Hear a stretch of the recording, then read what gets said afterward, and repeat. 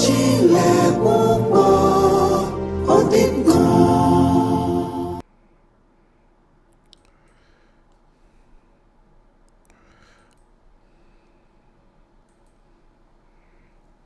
ìtàn ara mi Wasiu Ayinde. ṣorúkọ àbísọyìn ni láti bẹ̀rẹ̀. orúkọ mi is Wasiu Ọlásùnkànmí Adéwálé oríkìmí ní Àyìndé. àwọn kan sọ pé ìṣọ̀lá lẹ̀ jẹ́. mi ṣe ìṣọ̀lá, kò sí ìṣọ̀lá nù orúkọ mi táyé máa fi parẹ́ mi jẹ́ ṣọ̀lá rí. Wasiu Ọlásùnkànmí ọmọ Gbọ́láhàn Àyìndé Adéwálé lórúkọ tí àwọn tó bí mi wọ́n sọ mi. Bàbá mi ní Àdìsá, ìyá mi Àbíkẹ́. Kò sí ìṣọ̀lá ní orúkọ mi lọ́dún tí ń kọ́, kò sínú Wasiu ìṣọ̀lá ojú orúkọ mi. Number. Alhaji Wasiu Ayindemashall, K1 the ultimate. Wọ́n ti gbé ọ̀rọ̀ máa yí pò yẹnu jù ní inú social media space, pàápàá ní agbo orin, agbo entertainment àti generally so much. Ẹnìjọ́ mẹ́ta yìí ni máa yìí tún wà ní controversy pé wọ́n sọ̀rọ̀ bó ṣe ń sọ̀rọ̀ sí bó ṣe ń response sí presidenttinubu lórí fóònù. Èmi náà ṣe fídíò lórí ẹ̀. Mo ní kò sọmọ Yorùbá kan tó ń pe bàbá ẹ̀ lórúkọ. This man has been so controversial, but I listened. He has been so misunderstood as well. Mo gbọ́ gbogbo nǹkan tó ṣẹlẹ̀ pẹ̀lú issue Àyànkúnlé ńgbà yẹn, and because èmi náà mo ti play music sẹ́yìn gẹ́gẹ́ bí band leader, instrumentalist ni mi tí mo ti kọ́ àwọn instrument tí mo lè ti ṣòwò business music díẹ̀ kí tí ẹ̀ kó náà ni o church náà wá gbá tí wá gbà. Ó jẹ́ kí n understand díẹ̀ débi pé mo notice ọ̀pọ̀lọpọ̀ tí wọ́n ń dá sí àwọn issue yẹn wọn ò mọ kúlẹ̀kúlẹ̀ bí orin ṣe ń work. A rí gbogbo rẹ̀ jẹ ìyànjẹ ìjẹnimáyé ìjayé ọmọ ẹni mọ́tẹni táwọn ọ̀gá olórin ṣe. So ó jẹ́ kí ọ̀rọ̀ Wasiu Alhaji Wasiu kí ó wà complicated. Tẹ́ bá béèrè lọ́wọ́ ọmọ òde òní yìí tẹ́lẹ̀tẹ́lẹ̀, tẹ́ bá béèrè lọ́wọ́ èèyàn pé kí ni relationship, wọ́n á sọ fún ẹ pé single, married or divorced. Nísìnyí even social media gan bíi Facebook wọ́n ní aspect kan, wọ́n ní category kan tó ń pè ní it's complicated. Bẹ́ẹ̀ náà lọ́rọ̀ Alhaji Wasiu ṣe rí. Mo listen sí interview Agbaletu Dele Adeyanju. Kudos to you o. Kudos ni mo wí o. Dele Adeyanju kì í ṣe kudus o. Kudos ni o. Because Dele Adeyanju hit a home run on this one. Why? Dele ti ń ṣe interview. Agbaletu very honest man. Ó sọ fún Alhaji Wasiu nínú interview ẹ̀. Torí interview ẹ̀ lèmi wá ń fẹ́ analyze ń sìn. Ó dẹ̀ ní reason tí mo fẹ́ analyze ẹ̀. Torí mo rí pé Alhaji Wasiu is a lot misunderstood, and there's things that he needs to do. Why is it that we are a land that kills our own prophet? Ṣé Bob Marley ló kọrin àbíta ló kọ́ mi tí ẹ̀mọ́ kan náà reggae artist yẹn? How long shall we continue to kill our prophets? This Wasiu ò ṣe prophet o, but ìbá dá kí Alhaji Wasiu kí wọ́n máa jáde síta láti máa sọ̀rọ̀ ní ẹ̀kọ̀ọ̀kan. Because Dele Adeyanju, let me give it to you. I give credit to you for the snippet that I used at the beginning from your video. Dele Adeyanju is a master journalist, super journalist pẹ̀lú credibility tó dẹ̀ ṣiṣẹ́ pẹ̀lú highest level of excellence. Dele has no compare. He is in a class of his own. He's a historian, music historian ni. Very apt, very deep. He has depth. He's very versatile. Thank you. Guys, kí ló mú mi wá sọ̀rọ̀ lórí interview. Ẹ máa ní sùúrù fídíò yìí ó lè fẹ́ gùn díẹ̀. But a fẹ́ sọ nípa Alhaji Wasiu Ayinde. Nǹkan tí màá yẹn face looks like a problem or burden of stardom for me. Uneasy lies the head that wears the crown. So some me tell you summary overview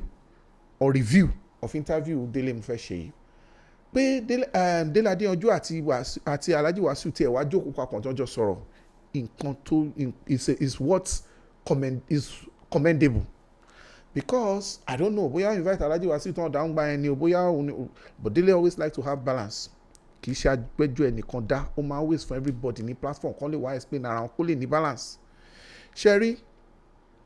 K1 mo fẹ́ pé nǹkan tó ṣe pẹ̀lú Dele Adeyanju is as K1 story unfiltered from the horse's mouth, from his own mouth. Question mi ni pé why is K1 so hated? Most people don't know the story of great men. Wasiu spoke in that interview as an elder. He spoke as a man of peace. He proved that he's truly 68 years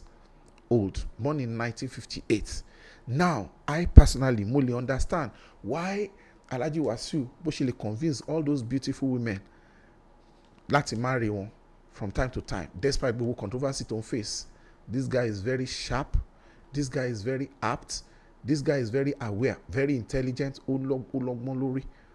Ó ní ọpọlọ. Ó ní ìrírí. Ó ní mo lò fún Alhaji Wasiu. Mo dẹ̀ sọ pé ó lò fún Tinubu the other day. Alhaji Wasiu, age gap wà láàrin wa, but you are a celebrity. Let me just continue in the flow. Alhaji Wasiu needs to grant more interviews. Mo sọ kíní kan ní English channel mi. If you ask Jimmy, mo ní a closed mouth is a closed destiny. Ó dá kí ọmọ wa sọ tiẹ̀ síta nígbà míì láti defend rẹ̀. Ṣé rí àwọn ọjọ́ tá a wà yìí ó náà mi kò dùn mí ò ṣẹlẹ̀ o ṣùgbọ́n kò ní ṣàǹfààní ó ní láti fẹnu ara ẹ sọ tiẹ̀. These are the days of social media. Any social media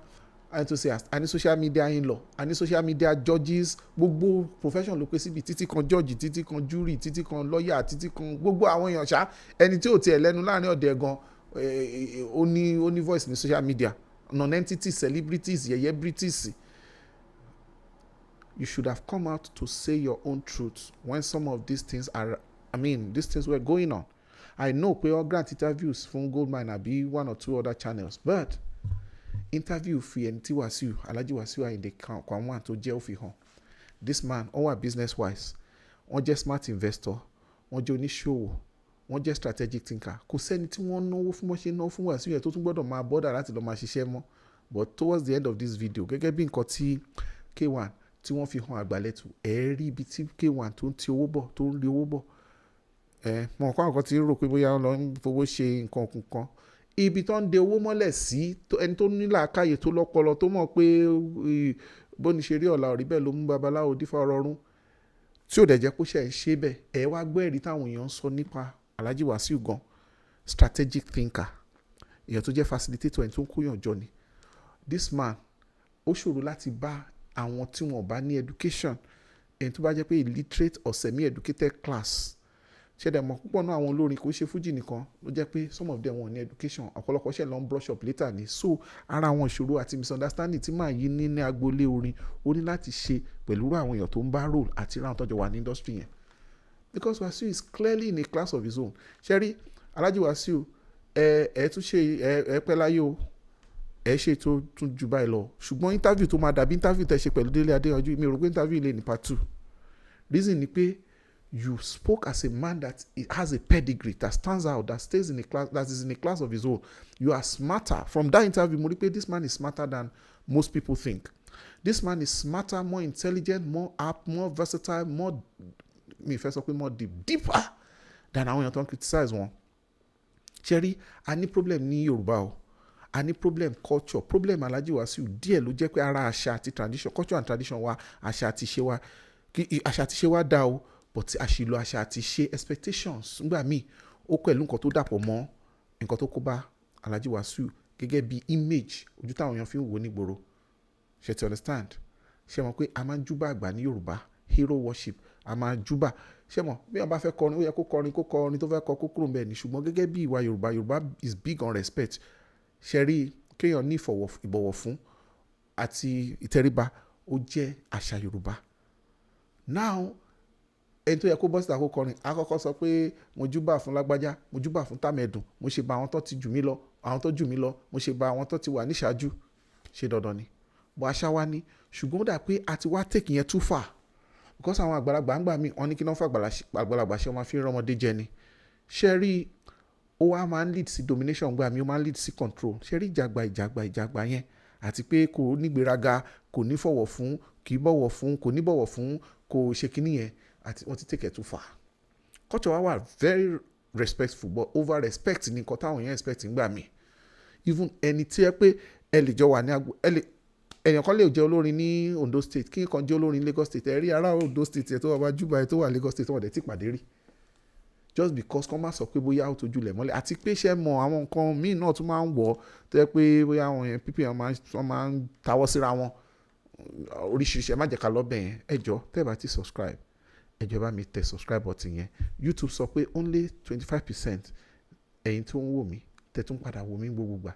ẹlòmíì ò rántí láti subscribe. Ẹ jọ wọ́n ní 75% ẹ̀yin 25% no subscribe, 75% to subscribe. Ẹ bá jẹ́ àṣìbẹ̀ ẹ̀ guys bí ẹ jọ ẹ̀yin tèmi, ẹ bá mi tẹ subscribe button yẹn, ẹ bá mi share video yìí. Mo ń lọ bì kan pẹ̀lú ọ̀rọ̀ Alhaji Wasiu Ayinde. Mo láti wá sọ torí mi náà pẹ̀lú àwọn tó jáde pé Wasiu is uncouth, rárá àwọn ìbò tí mo lù ní ẹ tó jẹ́ tó yẹ pé ó kàn jábala inú ni, tó jẹ́ pé ẹ wo bó ṣe sọ̀rọ̀ sí Tinubu, ìyẹn náà ẹ jẹ́ ká gbà ní damage control. Alhaji Wasiu lè ṣe better than that. But you see, listening to this interview ó show irú personality tí Alhaji Wasiu jẹ́. Kò lè gbọ́ story tí wọ́n sọ fún Dele Adeyanju tó jọ ṣe interview yìí, kò má wàá rí why tí máa yóò ṣe ní succeed. Báwo lèèyàn ṣe máa ní irú ọpọlọ, irú làákàyè, irú ọgbọ́n, irú òye, irú ìmọ̀jìnlẹ̀, irú experience tí Alhaji Wasiu tó ní. It cannot be, this man is too loaded. Kò lè fail. Kì í ṣe Ọlọ́run o, ṣùgbọ́n kò lè fail. Kò lè jábọ́ mọ́ nítorí pé kò fọwọ́ mẹ́wàá jẹun. Tẹ bá rí àwọn nǹkan tí ó sọ, tí ó ṣe gbéraga, tó kàn sọ normal, very viable. Tẹ bá dẹ̀ rí bó ṣe tó láìfẹ́, ẹ mọ̀ pé ó dàbí professor tó gbé professor tó wà nínú ẹni tó ní school start ni. Ó sọ̀rọ̀ bí ẹni tó bí 1957 tó sọ. Ó sọ̀rọ̀ bí ọmọ 68 years ní tòótọ́. Because ọ̀nà wọn ní 48-year-old son. Wọ́n sọ bí tán ti wá. Kọ́mọ̀dà kọ́rọ̀ tí wọ́n sọ ni mò ń sọ padà. Review ni mò ń ṣe, nǹkan tó sọ ni mo fẹ́ sọ fún ẹ̀yin tẹ́ tí wò kíní àbẹ́ ẹ̀yin tẹ́ tí ń wò ó níbi tí mò ń lọ. Nítorí pé ọ̀pọ̀lọpọ̀ àwọn nǹkan tó padà wá ń ṣẹlẹ̀ àti wọ́n ṣe ń gbé ọ̀rọ̀ Alhaji Wasiu kò yé ẹnu. Ó dàbí ìgbà pé ṣé nǹkan míì wà ń bẹ̀ ni. Because àwọn nǹkan míì tí wọ́n sọ ọ̀rọ̀ tí ò ní làákàyè nínú àti pé bí ìlara àti bí gbà pé kí làákàyè má tó fún àwọn èèyàn. Mo ti rí àwọn analyst kan tó ń jáde. Why tó ṣe jẹ́ pé àwọn èèyàn wa máa ń find fault in everything. Ẹ sọ fún mi ta ló pé. Olórin ni Wasiu now. Wasiu is an entertainer. Wasiu is a musician. Wasiu is a big man in society by class. Àwọn àgbàbọ́là ló ń bá rò. Àgbà tó tún jẹ́ àgbà lọ, àwọn baba ńlá kú olówó. Àwọn kì í ṣe VIP o. VIP kì í ṣe VIP. VVVIP. Ṣé mo ìtàn fi ń pe máa yẹn? Ṣé ìlara ni? Kí là bá pè? Because not only music is rich, music is versatile, music is contemporary, music is relatable, music tó jẹ́ pé àwọn ẹlòmíì tí wọ́n bá ti gbọ́ ara wọn ní balẹ̀. Èmi náà máa sọ díẹ̀ lára music yẹn torí pé city ni mo dàgbà sí. Mo dẹ̀ máa ń pera mi pé mo jẹ́ victim of growing up, of being a city boy torí a lè dé tiwa. Ṣé àwọn àtàlẹ́ ilé wa wà nígboro tó yẹ pé táwọn bàbá ń play àbáwọn tó ń ta record níbi táwọn àdúgbò táwọn dàgbà sí tó máa ń play record ní street kẹta, ẹ máa gbọ́ nílé yín nítorí pé wọ́n máa yí lọ sókè ní mímọ ayé Èkó ń sìn tó ti ń control noise pollution bó ṣe rí gbà táwọn grow up nìyẹn. So àwọn orin tá a máa ń gbọ́ nìyẹn, ò bá máa busy kò busy nínú compound wà máa gbọ́ ni. So I know those things. Ẹ wo orí tèmi náà sọ pé why tó ṣe pé aṣíwájú tó ń lo ó fún aṣíwájú pé kò síbi tó ti ṣe nílẹ̀ Yorùbá. I stand by it, but the truth is that ó ń ṣàlàyé bó ṣe close aṣíwájú tó ipe issue familiarity ló fà á ní àárín wọn, because ó ń ṣàlàyé bí aṣíwájú ṣe jẹ́ ẹ̀gbọ́n àdúgbò fún wọn pé kì í ṣe pé bóyá politics àbí pé bóyá wọn wá di popular artist tọ́nà ṣẹ̀ wá mọ̀ wọ́n ọjọ́ jáde látàgàràwú ni. Ó dẹ̀ sọ pé àwọn máa ń lọ help aṣíwájú, àwọn lọ ṣọ́ fún wọn wípé even ìyá àwọn àti ìyá aṣíwájú wípé wọ́n mọ́ra. Òun ló ṣe wá ń dá everybody kó ń pe everybody padà pé kán lọ wo fídíò tí òun fi bá aṣíwájú sọ̀rọ̀ pé aṣíwájú ń sọ pé ìyá òun àti àwọn ìyá ti aṣíwájú ìyá lọ́jà àbí wá tí wọ́n gáàjì pé wọ́n á ti pàdé lọ́rùn sìn pé wọ́n á ti máa continue lọ́hùn, which means pé wọ́n mọra wọn láyé. But ṣe rí Wasiu jẹyàn tó rugged náà. Onde was streetwise. He's streetwise, but he's not a street boy. He might have started as a boy that is aware, because Isaleko ma fi ran pride ni. Nowhere like Isaleko, everybody knows pé, I mean, bí ojú náà ni, in quotes. Wọ́n dẹ̀ mọ̀ pé jaijayi ni wọ́n. Wọ́n dẹ̀ mọ̀ pé wọ́n máa ń náyà bí kìnìún. Wọ́n mọ̀ pé wọ́n máa ń nígboyà. Wọ́n mọ̀ pé ìsàlẹ̀ Èkó ó dàbí nǹkan tó máa ń pè ní downtown nílùú òyìnbó pàápàá lamẹ́ríkà wa. Ṣe rí a lot of downtown ló jẹ́ pé a lot of things ló máa ń go down ní downtown. Ọmọ downtown ni Wasiu. Because even downtown Lagos, ṣe wọn pé Lagos Island is just like the secretariat of all the biggest businesses ní Nigeria. Now, all those high-rise building and everything, ẹ̀yìn àwọn building yẹn, àwọn ilé àtijọ́, àwọn community wà ní gbogbo bẹ̀yẹn kó tó di pé àwọn high-rise yẹn dìde. Irú bẹ́ẹ̀ ni máa ti jáde wá. Ẹ wo gbogbo jàǹkárá yẹn, ẹ wo Dúmàgbò,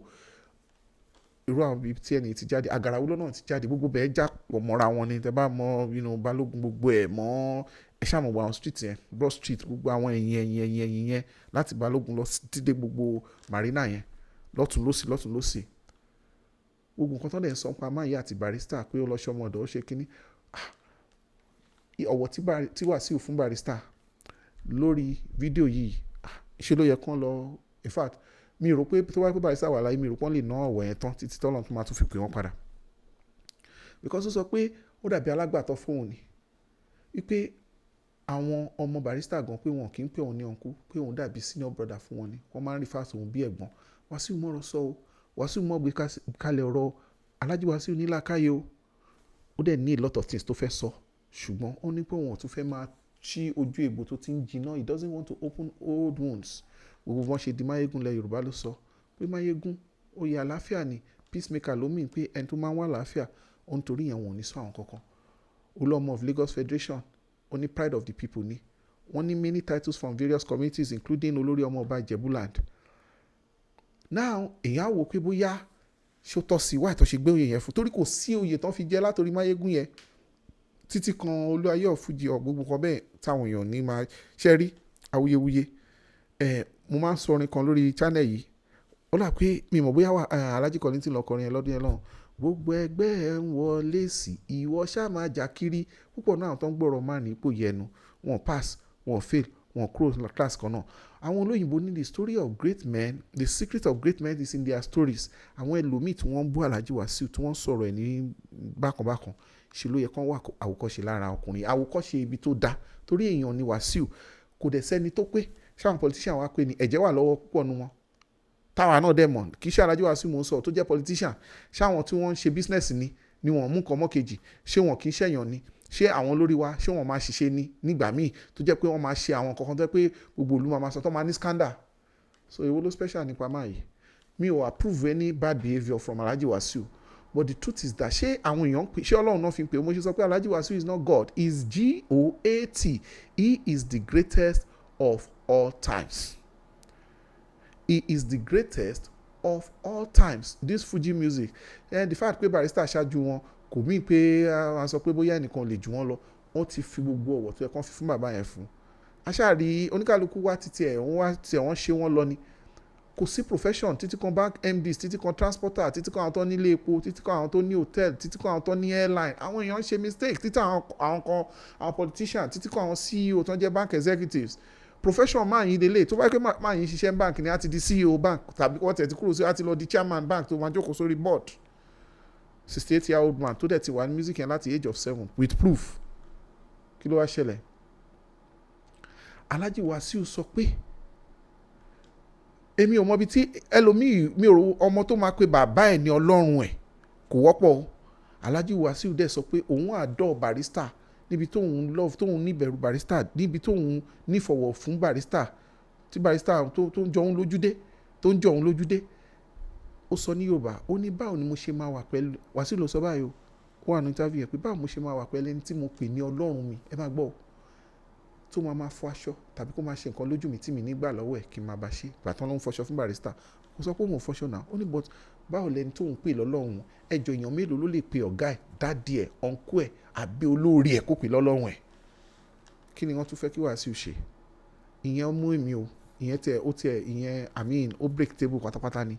Ẹni tó ń pè lọ́lọ́run, of course kì í ṣe pé ó fi ṣe Ọlọ́run tó tọ́, but àyè tó tó sí, ipò tó tó sí ni pé barrister òkè lọ́hùn lòun ti ń wò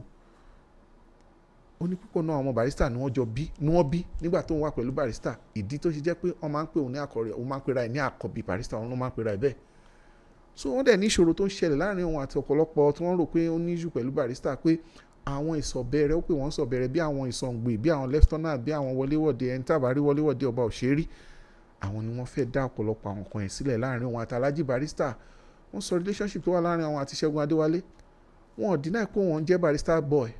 but wọ́n sọ kankan wọ́n náà lọ kọ́ṣẹ́ orin lọ́dọ̀ barrister ó dẹ̀ prove pé ọdún méje lòun tí wà tóun ti ń jí wéré pé between that age of 7 to age of 15 pé òun lọ láti kí wọ́n ṣe máa amateur ó di pro débi pé ó gba cup wéré ní ẹ̀mẹ́ta tó tún gbà for keeps tó dẹ̀ sọ with evidence wọ́n sọ relationship tó wà lára wọn àti Shina Peter pé ọ̀rẹ́ ọmọ kékeré làwùjọ jẹ́ pé YK Àjàó náà ìyẹn jọ àwọn lọ pa àwọn close wọ́n sọ̀rọ̀ lóríṣiríṣi dẹ̀ ló wọn insult barrister rí pé ìyànda sábà lòun àti ẹjọ́ ń jọ ṣe nǹkan kan papọ̀ tó wá fẹ́ di bí insult fún barrister wípé àwọn èèyàn dẹ̀ sọ another person tí Délé gbé wá before that time tó jẹ́ manager ìyànda sábà rí ìyẹn sọ pé Wasiu padà lọ bẹ barrister lẹ́yìn ṣùgbọ́n sábà ò lọ kò sọ fún sábà kó tó lọ pẹ̀lú nǹkan tí sábà ò ṣe bá Wasiu rẹ̀ títí tí ọlọ́jọ́ fi dé. Now Wasiu mention a lot of friends títí kan Wahida kan dé ó mú rẹ̀ ń pè barrister throughout that interview ọ̀gá mi barrister ọ̀gá mi kí làwọn èèyàn wá fẹ́ ṣé ó tẹ̀ ti pé ẹni tó ń pè lọ́lọ́run kí ni kó wá pè barrister o ṣáàná bí ẹni kó pè ní àbí ọlọ́run tó tọ́ kí náà tún fẹ́ because nǹkan tó máa ń fa problem fún Alhaji Wasiu lọ́pọ̀lọpọ̀ gbà látẹ̀yìnwá misunderstanding pé àwọn èèyàn believe pé kò forí fún barrister tó bá dé tí ó ti rí bẹ́ẹ̀ tẹ́lẹ̀ rí tí èmi ò mọ̀ sorry o ṣùgbọ́n ilé tó ṣe yìí ó ti clean up everything máa yìí sọ̀rọ̀ bí onílàákàyè ó sọ̀rọ̀ bí man of peace ó sọ̀rọ̀ bí ẹni tó fẹ́ bí ọmọ ní pé à ń jẹ́ èkúrú kó tán àwọn kan tó ń gbọ́wọ́ ẹ̀ sáwò ó sọ̀rọ̀ bí ẹni tó fẹ́ kí gbogbo èkúrú ọ̀rọ̀ tó bá ń ṣe bí kùsínú àbí kùdìẹ̀kùdìẹ̀ àbí àlébù táyé bá ń kà sí lọ́rùn lórí barrister interview ó fi clean ẹ̀ up ó ní pé ìtòun fi pera òun marshal torí pọ́n fóun ṣe special marshal ní road safety corps ibi tí mò ń bá yín sọ̀rọ̀ náà 1994-1995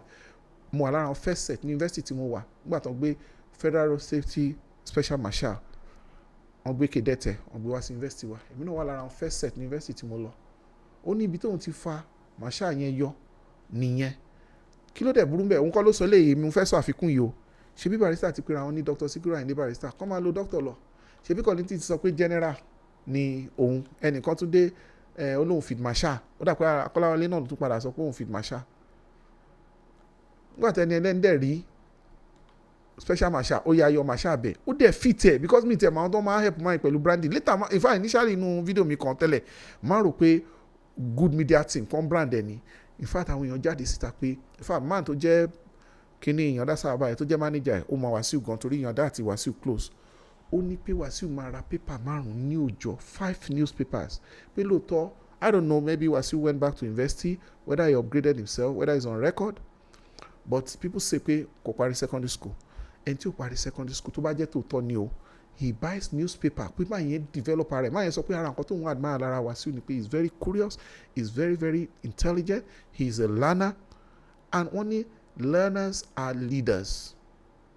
ó build ara ẹ̀ èèyàn tó ń ra paper márùn ó ló lè máa ka cover to cover ni àwọn èèyàn tí Wasiu lọ ń kí ní UK tẹ́ bá lọ comment lórí kí ní Dele Adeyanju yẹn lórí interview tí mo ra play díẹ̀ níbẹ̀rẹ̀ yẹn wọ́n ní tí Wasiu bá wá sí UK ipe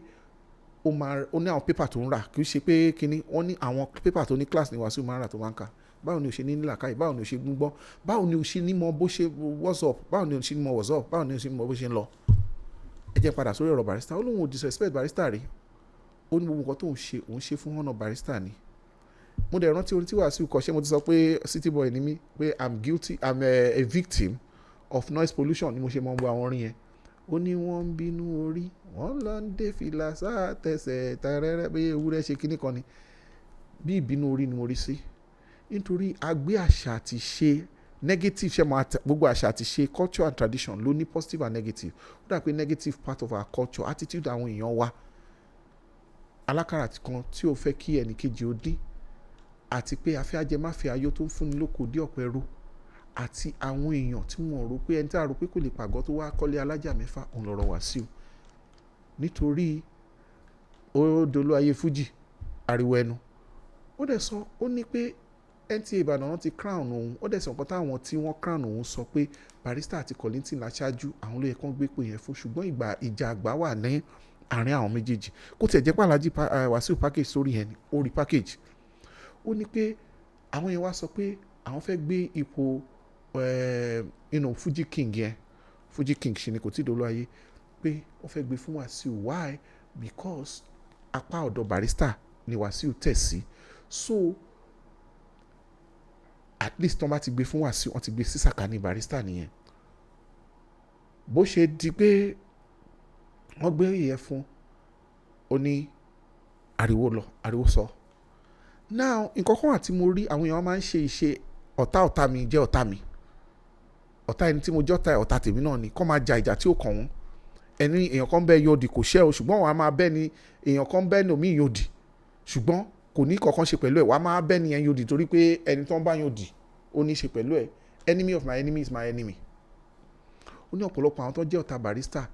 ni wọ́n jẹ́ pé wọ́n tún wá dọ̀tá tòun náà torí pé wọ́n ti róhun gẹ́gẹ́ bí ọmọ Barrister now a lot of things ṣẹlẹ̀ ó ní òun padà wá kọrin nígbà tó ń fóun ṣe ọba ó ní òun kọjá òun kọrin agbájé lọlá Barrister Àyìndé adé bàbá ọba Kọ́láwọlé Kollington Ayinla adé bàbá ọba báwo ni kí náà tó fẹ́ kí màá yẹn ṣe at least ó sì ń bọ́ ara ẹ̀ pé òun lè jọba ẹ sì wà lórí òun kí lẹ Àyìndé ṣe ẹ̀ṣẹ̀ wo lẹ pé ó ṣẹ̀ ọ̀nà wo bí orin bàbá yìí ni Ebenezer Obey kò sọ́gbọ́n tẹ́lẹ̀ dá kò síwà tẹ́lẹ̀ wò kò sọ́nà tẹ́lẹ̀ mọ̀ tẹ́lẹ̀ fi táyé lọ́rùn lákàyè tí Wasiu fi ń dolé ayé ó ju tó máa kó brain ẹlòmíì mẹ́wàá náà tó ń ṣe lára ẹ̀ ó ju brain wọn lọ ẹ sì máa rí inú ọ̀rọ̀ tí mo ń sọ ẹ̀ torí mo study interview yẹn mi ò tiẹ̀ kí gbogbo kò yẹ kéèyàn ṣe aburú kò yẹ kéèyàn ṣe ka kò yẹ ṣe but mo fẹ́ ka àwọn nǹkan tó ti ṣe sẹ́yìn sí mistake mo sì fẹ́ sọ tàbá rí àwọn ibi tí mo fẹ́ pe Pastor Wasiu Alhaji Wasiu tàbá rí àwọn ibi tẹ́ ẹ ti ṣe àṣìṣe tẹ́ nǹkan fúnra yín mọ̀ ṣe pé àṣìṣe kò gbọ́n kò kàn gbà we are all human ẹran ara ní gbogbo wa èèyàn dẹ̀ máa ṣe nǹkan gbà mí tó máa ń bojú ẹ̀ pé ìbá ti ṣe bá mi tí ibi tẹ́nu bá ti ń kùn àwọn ibi tẹ́ ẹ bá ṣe lè ṣàṣìṣe humanly speaking heart àti spirit tí Alhaji Wasiu tó fi ṣe interview wọ́n ṣe àwọn àtúnṣe ibi tó bá lè ṣe ibi táwọn fúnra wọn mọ̀ àti táwọn èèyàn sọ àti tó fẹ́ dàbí sọ lẹ́nu nǹkan tó bá lè ṣe kàn fi fọlọ́run tó rọ́nà ti gbé máa yí ga kò dẹ̀ sí kò sẹ́ni tó lè fà á nǹkan tó lọ́n bá ṣe kò sẹ́ni tó lè dá dúró ni iṣẹ́ Ọlọ́run ni máa yí kò lè bàjẹ́ kò sí ẹni tó lọ́n bá gbé dókè kò sẹ́ni tó lè fà wálẹ̀ kí ni criteria tí wọ́n fi ń crown yàn Alhaji Wasiu ní street control nínú Fuji music ẹ̀ ó rich view tèmi ni pé kò ń ṣe alpha kò ń ṣe ọdún táwọn bàbá yẹn ti wà lẹ́nu ẹ̀ how well ni plasma yìí change kíní tàlà 84 kúrò dùndùndùn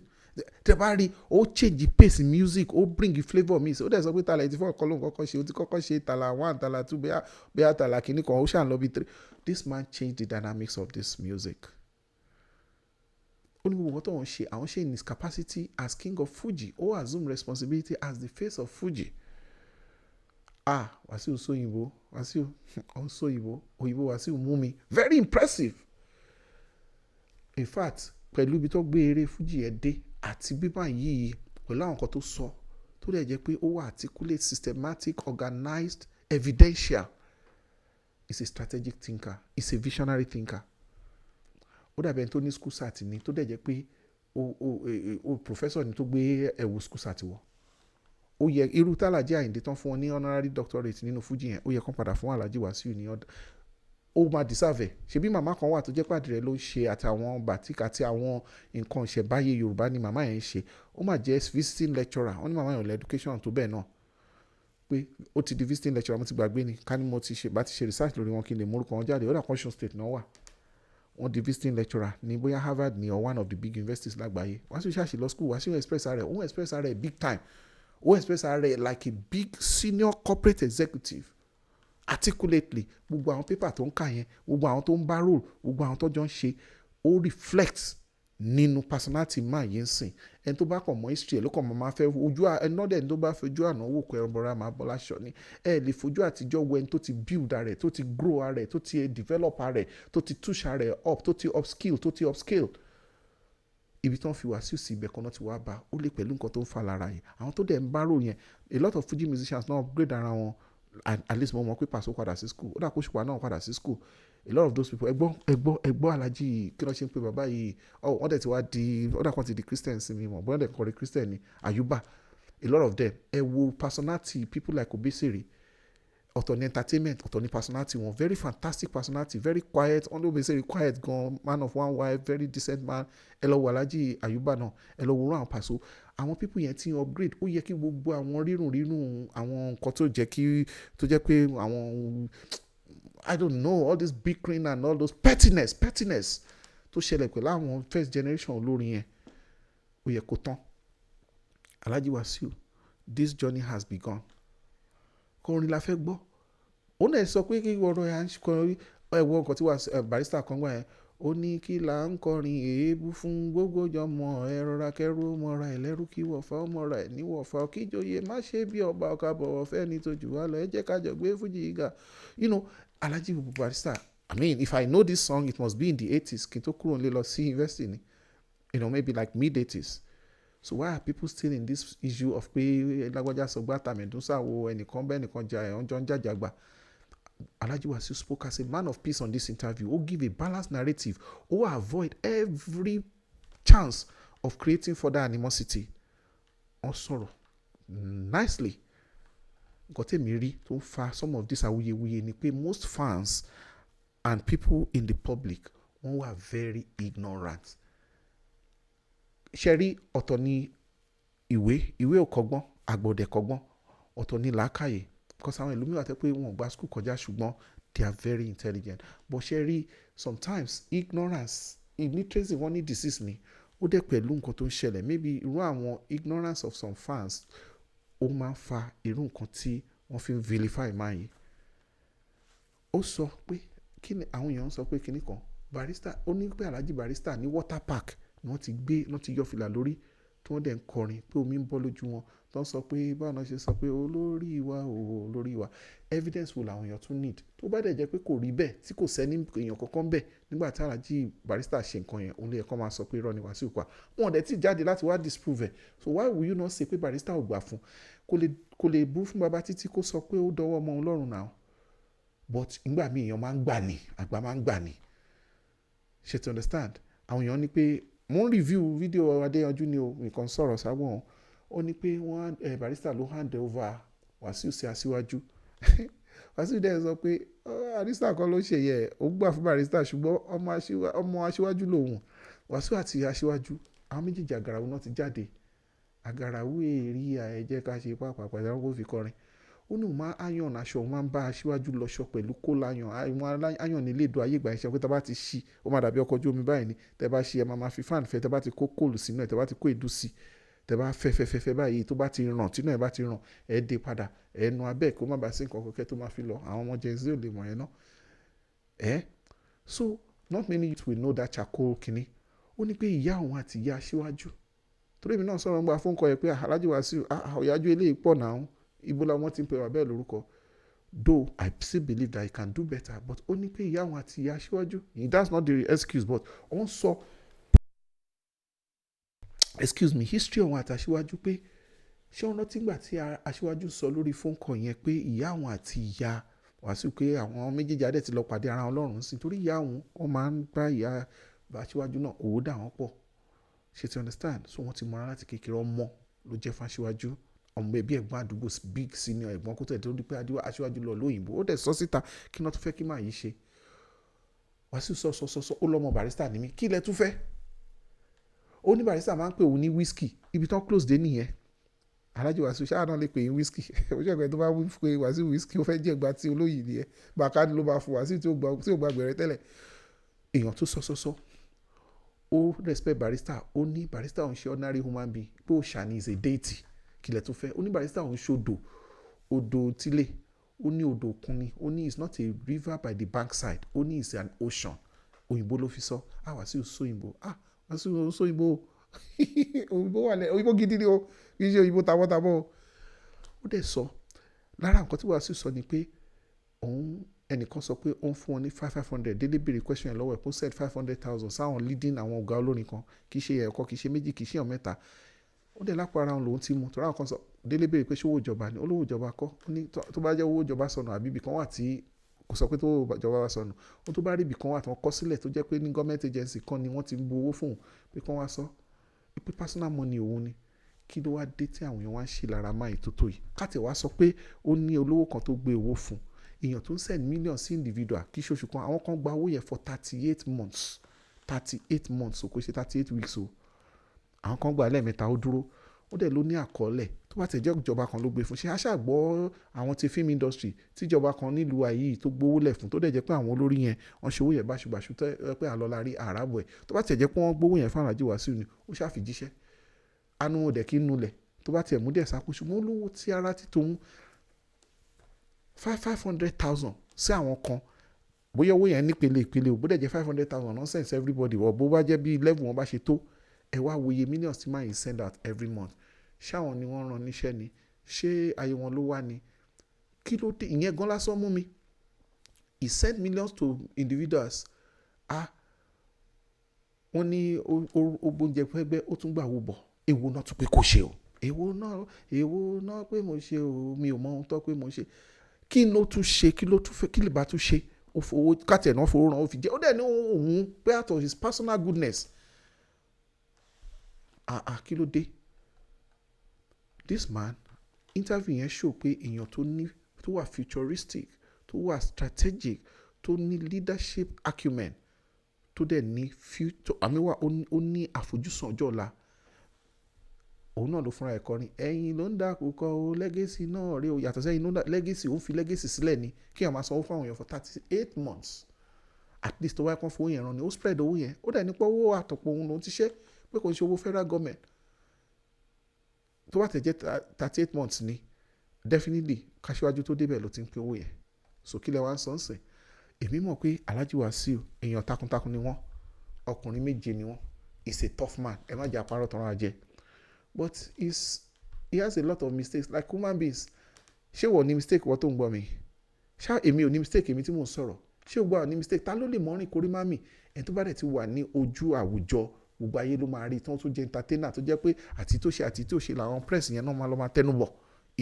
àwọn abániwọ̀ràn bá rí dá ẹ dẹ̀ mọ̀ pé àwọn positive good stories kò kí ń trend negative stories òun ló máa ń trend táwọn èèyàn bá dẹ̀ ń gbọ́ àwọn àrò àtẹnudẹ́nu bóyá tó bá béèrè lọ́wọ́ máa yìí kì bá wí tẹnu ẹ̀ tó bá dẹ̀ pé mistake wà tí máa yìí ti ṣe ní ó yẹ kí àwọn náà fúnra lè ṣàtúnṣe ṣùgbọ́n kí àwọn èèyàn máa wà kó máa vilify ẹ̀ kọ́kọ́ máa ṣe lára kọ́ máa ṣe inú ní bínẹ̀ ẹ̀tanú kéétà kùtù kọ́ máa attack ẹ̀ it's so bad it has been misrepresented for so long ṣẹ́rí wọ́n ní kíní kan ẹ̀jẹ̀ Jésù kọ́ ẹ̀ṣẹ̀ wa lọ ṣẹ́rí this singular interview tí o bá tiẹ̀ pàṣẹ Alhaji Wasiu rẹ̀ torí mo believe pé he's a human being he has actually made a lot of mistakes some of the things don't try láti correct náà àwọn náà máa ní tí wọ́n ti ṣàṣìṣe ń bẹ̀ wọ́n dì pẹ̀lú temper wọn ní public torí ọ̀dà kó àwọn èèyàn bíi méjì mẹ́ta náà sọ pé wọ́n máa ń yá àwọn èèyàn gbà tí kò yá àwọn èèyàn gbà tí wọ́n wọ́n bá sọ pé tọ́lẹ́nu ó kúkú ní bóyá àwọn gba kékeré díẹ̀ sí wà lára bàbá ipò àgbà ló ń kàn yìí sí but mo fẹ́ sọ fún yín pé Alhaji Wasiu has been misunderstood wọ́n dẹ̀ wà misrepresented káwọn èèyàn máa sọ̀rọ̀ tó ń ṣe àbí kọ́ máa ro èrò tí kò ń ṣe tiwọn sí wọn but ó yẹ káàlájì náà máa jáde lẹ́ẹ̀kọ̀ọ̀kan kọ́ máa respond once in a while kì í ṣe gbogbo accusation táwọn èèyàn bá accuse wọn but àwọn nǹkan tó bá wà very very important wọ́n á wá yọ̀yàn náà wọ́n á sọ tẹnu wọn irú ọ̀rọ̀ Àyànkúnlé ń gbà yẹn wọ́n tiẹ̀ gbìyànjú wọn fẹ́ sọ̀rọ̀ jù lórí ọ̀rọ̀ Àyànkúnlé but wọ́n dáhùn sí kan tó Àyànkúnlé sọ pé Àyànkúnlé ẹ̀ jẹ́ onílù Alhaji Wasiu tó jáde ní last year pé wọ́n gba ẹ̀jẹ̀ wọn pípọ̀ ọmọ kan tó fẹ́ fi ẹ̀jẹ̀ ṣe ṣe é dàgbà àwọn èèyàn etí gbogbo everybody báyìí ó náà bíi etí ehoro ni pé kí ló fẹ́ jẹ́ ṣe nǹkan kan but Alhaji Wasiu sọ pé òun pé bínú má ṣe ṣẹ̀ ní má jẹ́ kó òun kó wọ ọ̀bá bínú rẹ̀ bó ṣe kó tẹ̀ nìyẹn pé táyà wálé bá kí òun á dáhùn kó tẹ̀ tí kí òun ó sì pé òun kí fún òkú ya òun kóun dáhùn ní ṣùgbọ́n lórí ọ̀rọ̀ ẹ̀jẹ̀ yẹn pé lóòótọ́ àwọn dókítà wọn á draw lab pé bóyá ẹ̀ ni wọ́n misunderstand pé even àwọn current staff tó ń bá àwọn ṣiṣẹ́ gbogbo àwọn staff pátápátá ó ní kò tí pẹ́ síjọ́ tí wọ́n ṣe interview yẹn náà sì san 6 million fún lab test láti mìkíọ̀ wípé àwọn èèyàn lè máa gbé àrùn lára tí wọ́n dẹ̀ mọ̀ pa àrùn yẹn tí wọ́n wà aware tó dẹ̀ pé tó máa ti detect ẹ̀ wọ́n á lè treat ẹ̀ wọ́n á wà okay, which is good. It happens here. wọ́n máa ń ṣe medical check labroad, wọ́n máa ń pè kán draw lab ẹ̀jẹ̀ yẹn kì í pọ́nkàn òun náà máa lọ analyse láti lọ wo gbogbo nǹkan tó bá wà nínú ẹ̀jẹ̀ yẹn bí ẹni ẹ̀ ṣe wà healthy àbí tó bá rí anything bẹ́ẹ̀ wọ́n á lè tètè treat ẹ̀ tó bá ní àwọn conditions tó ti fẹ́ máa fi ara hàn, because àwọn àìsàn tó bá lè tètè catch wọ́n lè fix wọn kó tó di pé ó máa gbẹ̀rẹ̀gẹ̀jìgẹ̀ tó máa bu wọ́n lọ́wọ́. Advice tèmi bá sọ fún Alhaji Wasiu pé understanding level àwọn èèyàn wa ó yàtọ̀ tó bá dirú jọ́ mi to avoid stories that touch the heart, kí àwọn nǹkan tí ó ṣe tàlájì Wasiu kó má bàa circulate kó má bàa pé àkí ló ń fẹ́ jẹ́ ṣe pé bóyá ó ní nǹkan tó tún fẹ́ lọ lò fún ni, ṣàmọ̀ pé Yorùbá ni wá, kó jẹ́ káwọn staff yẹn lọ sí hospital fúnra wọn àbí lab tó máa rí pé lab lélẹ̀ wọ́n kọ́ síbẹ̀ o kí wọ́n dẹ̀ ṣe gbogbo procedure tó máa fẹ́ ṣe. Mi wá mọ̀ bóyá lab náà lọ tá Àyànkúnlé ṣe ń sọ̀rọ̀ yìí torí mi ì sọ pé lab lè gbẹ̀jẹ̀ kó wá lọ gbé fàlàjì Wasiu lẹ́yìn hospital náà ti máa analyse ẹ̀, àwọn tó bá sick mọ́ ọ̀kọ́ tàn sàn àwọn tó bá dẹ̀ ṣe medical check up wọ́n máa analyse ẹ̀ jẹ́. Mi ò defend Alhaji Wasiu o, lórí tí mo sọ ni pé tí èèyàn bá rí ẹ tọ́lọ́run bá rí ẹ jẹ́ kí èèyàn náà rí ẹ kí wọ́n dẹ̀ ṣe everything bó ṣe tó àti bó ti yẹ kí wọ́n má rò pé bóyá káwọn wá ṣe nǹkan fún wọn ní ọ́fíìsì àbí ibi kan jẹ́ kí wọ́n máa lọ sí center yẹn, ṣe to understand. wọ́n láyàn kúlé ti padà wá pé ọ ti kúrò lọ́dọ̀ àwọn láwọn ìgbà kan kì í ṣe lẹ́yìn tó sọ̀rọ̀ tán yìí o pé ó tún padà wá pé àìmọye ìgbà làwọn gbà ó dẹ̀ pé àwọn fókù yà àwọn dá lóhùn. Wọ́n sọ̀rọ̀ nípa Táyé currency, wọ́n sọ̀rọ̀ nípa Pasuma páwọn ò lè máa gba wájú gbẹ̀yìn pé àwọn sọ fún Táyé kó lọ bẹ̀ Paso, páwọn ò tún lè máa sọ fún Táyé pé kóhàn tó wá jẹ́ páwọn náà tó máa kọ́nà sí tán tó máa dẹ Táyé sí Paso pé ìyá Paso jẹ́ abiyamọ tòótọ́ tó jẹ́ pé ó máa ń gbé àwọn gẹ̀gẹ̀ ni tó dẹ̀ máa ń ṣe dáadáa sáwọn, páwọn ò lè ṣe àìdá síwá Paso bí àbúrò ló jẹ́ fáwọn, àwọn lè dálẹ̀ Paso, àwọn lè dẹ́ ó ti dọ̀rọ̀ ó ní mọ́ ṣe sọ̀rọ̀ yẹn pé ó di kìnní kan ṣe pé ìwògbè náà fi ṣe kò gbọ́dọ̀ kú pé bí ọmọ tí wọ́n fi sí ń kí àwọn ni pé sọ àwọn ò lè máa ṣe àbòsí pẹ̀lú ẹ̀, ìyẹn àwọn tó ń sọ̀rọ̀ lórí Táyé àti Pasuma. Mo fẹ́ end fídíò yìí ṣùgbọ́n nǹkan tó ṣẹlẹ̀ ń bẹ̀ ni pé mo gbàgbé láti sọ nípa bí Alhaji Wasiu ṣe gbìyànjú láti set up ẹgbẹ́ olórin Fuman, that is Funman, Fuji Musician Association of Nigeria, àti pé bí àwọn èèyàn ṣe misunderstand. Mo ti wá rí i pé thinking faculty máa yìí àti perception ẹ̀ àti vision ẹ̀ ó àìjú púpọ̀ náà tó ń bá dì lọ nítorí wọ́n sọ pé even nígbà tí àwọn try láti ṣe registration yẹn àwọn làwọn ṣe àtàwọn kan náà jọ draw constitution yẹn ipe kí wọ́n ṣe pé wọ́n dárúkọ àwọn kan wọ́n dárúkọ Fancy Ayéàlámú Muideen Àṣekún Waheed Akàngbé kò lọ títí wọ́n ní ẹni secretary wọ́n ní Waheed Akàngbé ní interim president, Wasiu personal secretary Wasiu náà ó bá wọn dá sí pẹ̀lú lọ́ọ̀yà kan wọ́n dárúkọ lọ́ọ̀yà yẹn kí wọ́n tẹ̀ ti pé lọ́ọ̀yà yìí náà Ṣọlá Abídàkùn wọn ló sì wà láyé nsìn pé àwọn náà bá wọn kó dọ́kúmẹ̀ntì ẹ̀ lọ sí Corporate Affairs Commission. Fuji Musician Association tó ti dín ńlá lé nìyí o wọ́n ní bọ̀t síbẹ̀síbẹ̀ náà pé káwọn tiẹ̀ tó rí signature àwọn tó jẹ́ olórí nígbà yẹn mìfẹ́ náà fẹ́ dárúkọ gbà pé bóyá àwọn yẹn read minutes sí ni wọ́n láwọn try láti unify pa àwọn try unification láti kó àwọn olórin papọ̀, àwọn lọ sábẹ́kúta àwọn lọ ságége àwọn lọ sí Ìlọrin. Wọ́n sọ̀rọ̀ nípa Isaac Kabaka àti gbogbo ẹ̀, wọ́n sọ̀rọ̀ nípa barrister Kollington Dáúdà ipò àkàrà wa wọ́n ní wọ́n fi àwọn wọ̀nyẹn wọ́n fi ṣe trustee nígbà tí wọ́n ipò àkàrà kú wọ́n láwọn fi Yàndá Sàábà wọ́n tún fi ṣe trustee, àwọn náà dẹ̀ wà lára àwọn trustee yẹn pé láti gba picture àwọn people yìí láti lè lọ fi ṣe document yẹn wọ́n máa fáwọn picture kó dìgbà pé wọ́n ṣẹ̀ṣẹ̀ lọ ń ṣọ́ wọn lórí stage pé wọ́n fẹ́ ṣeré wọ́n ṣẹ̀ wá send a photographer tẹ́nìkan sọ pé kọ́ máa wọrí òun tí mo bó ṣe máa gẹ̀tẹ̀ kan tó lè fi síbẹ̀ ṣe kó lè mú misunderstanding wà tó ráwọn ẹlẹ́rù pé ṣé kìí ṣe pé àwọn ń ta ara wọn lọ́pọ̀ fún máa yìí ni àbí oníkan tó fẹ́ lọ fi ṣe but ẹ wo sì tẹ́ bá wo end of video ẹ rí nǹkan tí Wasiu ń ṣe fún ara ẹ̀ kẹ́ wá wo nǹkan tó lè ṣe fún àwùjọ ṣe ti understand now nǹkan tó fẹ́ sọ gbẹ̀yìngbẹ̀yìn òun ni pé Wasiu wá mú Dele Adeyanju wọ́n wá ṣe tọ́ ilé Wasiu ṣé ilé ni wọ́n ṣàṣe tọ́ environment ibi tó ti lọ ṣe interview yẹn fún Alhaji Wasiu. Alhaji Wasiu ṣe kíni ó fi hàn wọ́n 90 a complex medical complex of 90 rooms tó máa ṣe MRI níbẹ̀ wọ́n máa ṣe CT scan wọ́n máa ṣe ultrasound ECG diagnostic machine kúnbẹ̀ rẹpẹtẹ physiotherapy gym wọ́n kò bẹ̀rẹ̀ ní wellness center ibẹ̀ yẹn tún jẹ́ kí respect Alhaji Wasiu kó tún lọ sókè lójú mi torí pé ẹni tó ní vision lélẹ̀ ṣé ẹni tó ń nọ́ọ̀rù owó bẹ̀ mo dẹ̀ ti rí ranch Alhaji Wasiu bíi 2 years ago gbẹ ó pẹ̀lú nǹkan tí mo fi ń wò pé àmáyé máa ní làkàyè àìrò àwọn màálù tó wà ń bẹ̀ foreign lẹ́tì máa rí bí àwọn màálù Germany àbí àwọn big farms lamẹ́ríkà ni kò ṣe àwọn màálù tèbi ń pa rárá ẹni tó bá rí fídíò yẹn á lè sọ nǹkan tí mo sọ yìí á lè jẹ́rìí sí so in level tí màá yẹn fi operate ó ju level pé kankan lùlù bí alágbe àbí kankan fojú pé bóyá ó kàn bọ́ sí wọn lọ́wọ́ pé ẹni tọ́lọ́run kàn gbéràwọ̀ fún Ọlọ́run gbéràwọ̀ fún máa yín dẹ̀ lùràwọ̀ yẹn dáadáa ẹbẹ́ ìmọ̀ ìtọ́nà fún wa sí ẹ̀mọ́ ìtọ́ fi ń pè ní ẹ̀ kí rí iye bẹ́ẹ̀lì tó ń gbélé báyẹn lórí ní ojoojúmọ́ ṣé ó lè ṣeré kó má kó mílíọ̀nù àìmọye lọ sílé kò wá lọ jókòó tẹ̀rẹ̀tẹ̀rẹ̀ ó fẹ́ fi ogún ayérayé lẹ̀ fáwọn ọmọ òun gan fúnra wọn tó bá yẹ pé wọn kọrin mọ́ òun náà ò dẹ̀ ní gbóhùn yín Alhaji Wasiu máa kọrin títí ni nǹkan tí wọ́n máa jẹ títí láéláé wọ́n ti ń rí bọ́lẹ̀ yàtọ̀ sí investment oníkàkiri kẹ́ wo complex yẹn kẹ́ wo rú ẹni bẹ́ẹ̀ nìyẹn ṣe ń think àwọn èèyàn tó jẹ́ pé wọ́n ti ẹ̀ lo 20 years lábúrò 30 years ẹlòmíì ò ronú débẹ̀ àwọn èèyàn tó ní PhD mi ò ronú débẹ̀ àwọn tó ń ṣiṣẹ́ ní àwọn corporate organizations mi tó jẹ́ pé too much enjoyment ni chilling kọ́kàn máa chill kọ́kàn máa jayé ẹ wo máa yẹn ẹ wo investment capacity ẹ wá respect wá sí ẹ wá rí pé ó wà ní class of his own èmi ò ní sọ jù báyìí lọ torí ibi tí fídíò yẹn náà parí sí òun níbi tó ti mú Dele Adeyanju ṣe tọ̀ tó dẹ̀ sọ nípa àwọn vision ẹ rí i pé this is a man tó jẹ́ pé he is ahead of his times láti kékeré ló ti jẹ́ success èèyàn tó ti di celebrity kó tó di láti bí less than age of 25 tó ti wá wà ní range yẹn for more than 40 something years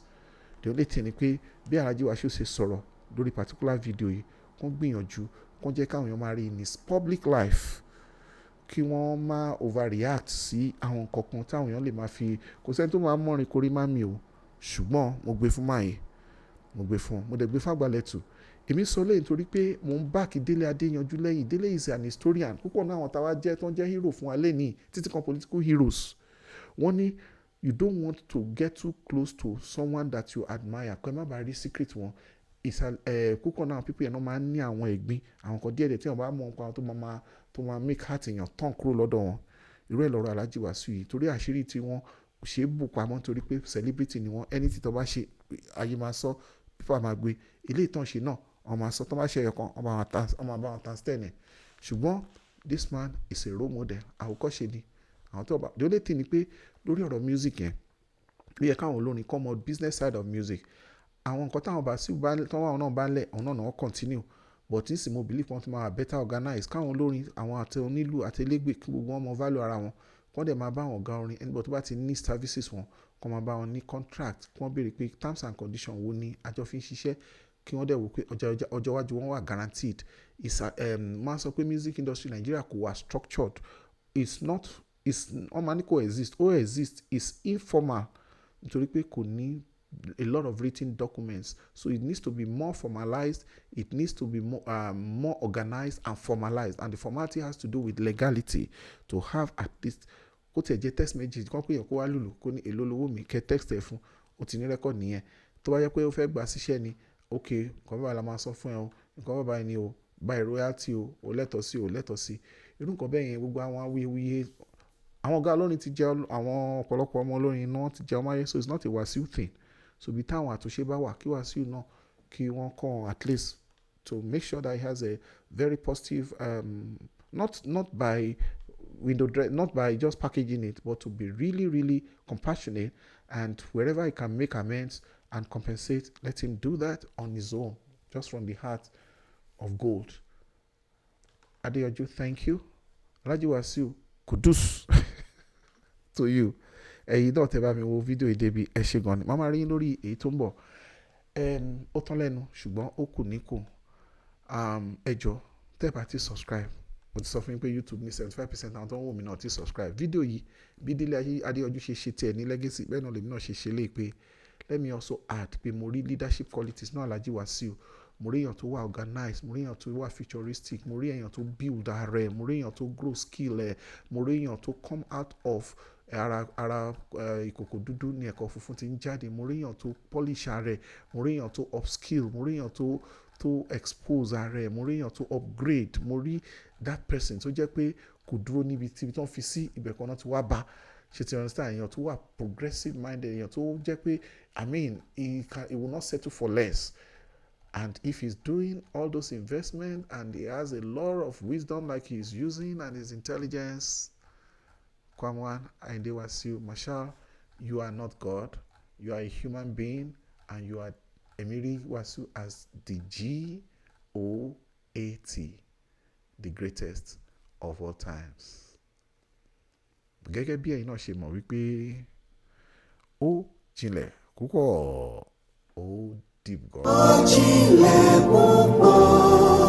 ó deep